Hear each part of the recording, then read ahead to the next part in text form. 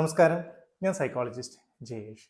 Anxiety ഉള്ള വ്യക്തികൾ ശ്രദ്ധിക്കാതെ പോകുന്ന 7 പ്രധാനപ്പെട്ട ലക്ഷണങ്ങളെ കുറിച്ചാണ് ഇന്ന് സംസാരിക്കുന്നത്.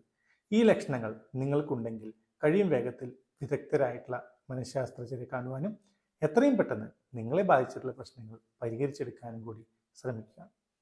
സാധാരണയായിട്ട് ആങ്സൈറ്റി ഉള്ള വ്യക്തികൾ ഇതൊരു മനസ്സിൻ്റെ ബുദ്ധിമുട്ടാണെന്ന് വിചാരിച്ചിരിക്കുന്ന സമയത്ത് നിങ്ങൾ മനസ്സിലാക്കാതെ പോകുന്ന ചില കാരണങ്ങളുണ്ട്. പ്രത്യേകിച്ച് ആങ്സൈറ്റി നമ്മുടെ മനസ്സിനെ മാത്രമല്ല ശരീരത്തെയും കൂടി ബാധിക്കും. അങ്ങനെ ശരീരത്തെയും കൂടി ബാധിക്കുന്നതിൻ്റെ ഫലമായിട്ടാണ് ചില ലക്ഷണങ്ങൾ നമ്മളിൽ ഉണ്ടാകുന്നത്.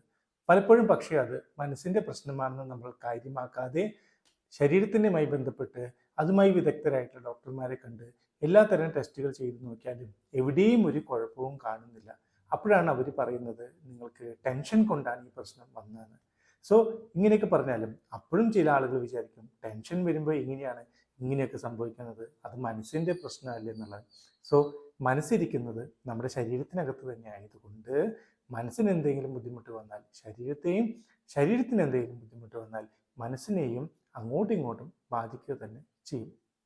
അങ്ങനെ നമ്മൾ ശ്രദ്ധിക്കാതെ പോകുന്ന പ്രധാനപ്പെട്ട ഒരു ലക്ഷണമാണ് വയറ് സംബന്ധമായിട്ടുള്ള പ്രശ്നം. പ്രധാനമായിട്ടും ആങ്സൈറ്റി ഉള്ള വ്യക്തികൾ, പ്രത്യേകിച്ച് കൂടെ ആങ്സൈറ്റി ഒക്കെ വന്നു കഴിഞ്ഞ് കഴിഞ്ഞാൽ അതിൻ്റെ ഫലമായിട്ട് വയറ് ഡിസോർഡർ ആകും.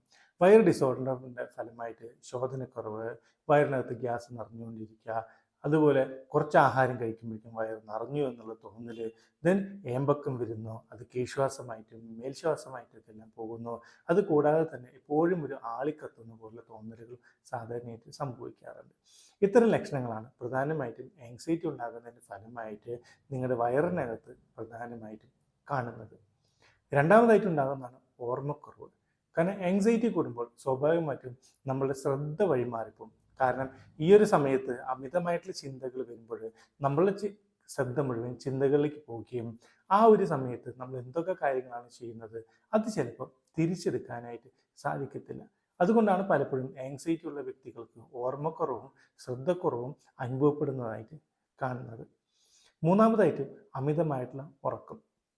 ടെൻഷൻ വന്നു കഴിഞ്ഞാൽ എവിടെയെങ്കിലുമൊക്കെ പോയി കിടന്നുറങ്ങിയാൽ മതി എന്നാണ് പലപ്പോഴും ഒട്ടുമിക്ക ആളുകളും ചിന്തിക്കുന്നത്. അങ്ങനെ ഈ ഉറങ്ങി ഒന്ന് എഴുന്നേറ്റ് കഴിഞ്ഞ് കഴിഞ്ഞാൽ കുറച്ചൊരു സമാധാനം കിട്ടും. അതിന് പ്രധാനപ്പെട്ട ഒരു കാരണം, നമുക്ക് ഉറങ്ങുമ്പോൾ നമ്മൾ കുറേ നേരത്തേക്ക് നമ്മൾ ചിന്തകളൊക്കെ എല്ലാം ബ്ലാങ്ക് ആയി പോകുന്നത്, നമ്മൾ അതിനെക്കുറിച്ച് ചിന്തിക്കാതെയാണ് പോകുന്നത്. സോ മനസ്സൊന്ന് ഡൈവേർട്ട് ചെയ്ത് പോകുന്നതിന് വേണ്ടിയിട്ടാണ് സാധാരണ എല്ലാ മനുഷ്യരും കുറച്ചെങ്കിലും ഒന്ന് ഉറങ്ങാനായിട്ട് ശ്രമിക്കുന്നത്. അഞ്ചാമതായിട്ട് കാണുന്ന മറ്റൊരു പ്രശ്നമാണ് സ്കിന്നിലുണ്ടാകുന്ന റാഷസ്. അമിതമായിട്ടുള്ള ആങ്സൈറ്റി കൂടുന്നതിൻ്റെ ഫലമായിട്ട് സ്വാഭാവികമായിട്ടും നമുക്ക് സ്കിൻ സെൻസിറ്റിവിറ്റി ചേഞ്ചസ് വരും. അതിന് ഫലമായിട്ട് ചൊറിച്ചിലുകളും ചില തരത്തിലുള്ള അലർജികളും പൊതുവെ ഉണ്ടാകാറുണ്ട്. അങ്ങനെ അലർജി ഉള്ളതുകൊണ്ടാണ് പലപ്പോഴും ഡോക്ടർമാർ പറയുന്നത് ടെൻഷനൊക്കെ നന്നായി കുറയ്ക്കണമെന്ന്. അങ്ങനെ ടെൻഷൻസ് നന്നായി കുറച്ചാൽ മാത്രമാണ് നിങ്ങളുടെ സ്കിന്നിലുള്ള ഈ റാഷസ് ഒക്കെ നമുക്കൊന്ന് മെയിൻറ്റെയിൻ ചെയ്ത് പോകാനായിട്ട് സാധിക്കത്തുള്ളൂ. ആറാമതായിട്ട് കാണുന്ന മറ്റൊരു ലക്ഷണമാണ് റെസ്റ്റ്ലെസ്നെസ് അഥവാ അസ്വസ്ഥത പ്രകടിപ്പിക്കുക.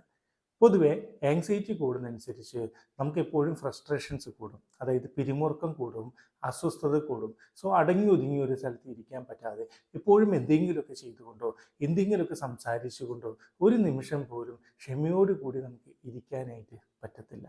അങ്ങനെ അമിതമായിട്ടുള്ള ഒരു റെസ്റ്റ്ലെസ്നെസ്സോ അല്ലെങ്കിൽ അടങ്ങി ഒതുങ്ങിയിരിക്കായ ശീലങ്ങൾ നിങ്ങൾ ആരെങ്കിലും കാണിക്കുന്നുണ്ടെങ്കിൽ അതിനർത്ഥം നിങ്ങളുടെ ഉള്ളിൽ എവിടെയൊക്കെയോ ചില ടെൻഷൻസ് ഉണ്ട് എന്നുള്ളതാണ്.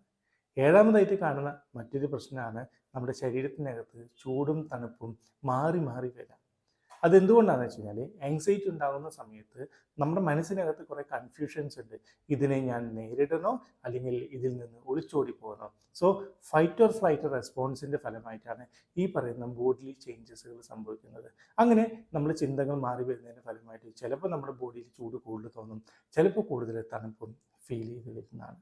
സോ ഈ പറയുന്ന ലക്ഷണങ്ങളാണ് പലപ്പോഴും ആങ്സൈറ്റി ഉള്ള ആളുകൾ ശ്രദ്ധിക്കാതെ പോകുന്നത്. എന്നാൽ ഈ പറയുന്ന ലക്ഷണം ആങ്സൈറ്റി കൊണ്ടും സംഭവിക്കാം. സോ ഇത്തരം ലക്ഷണങ്ങൾ നിങ്ങൾക്കുണ്ടെങ്കിൽ അതിനൊപ്പം തന്നെ നിങ്ങൾക്ക് അമിതമായിട്ടുള്ള ടെൻഷൻസോ പിരിമുറുക്കമോ മറ്റെന്തെങ്കിലും അസ്വസ്ഥതകളോ കാണിക്കുന്നുണ്ടെങ്കിൽ അതിനർത്ഥം ഈ പറയുന്ന പ്രശ്നം കൊണ്ടാണ് നിങ്ങളുടെ ശരീരത്തിൽ മാറ്റങ്ങൾ സംഭവിച്ചിട്ടുള്ളത്. അതുകൊണ്ട് അത് പരിഹരിക്കുന്നതിന് വേണ്ടി വിദഗ്ധരെ കൺസൾട്ട് ചെയ്യാനായിട്ട് ശ്രമിക്കുക.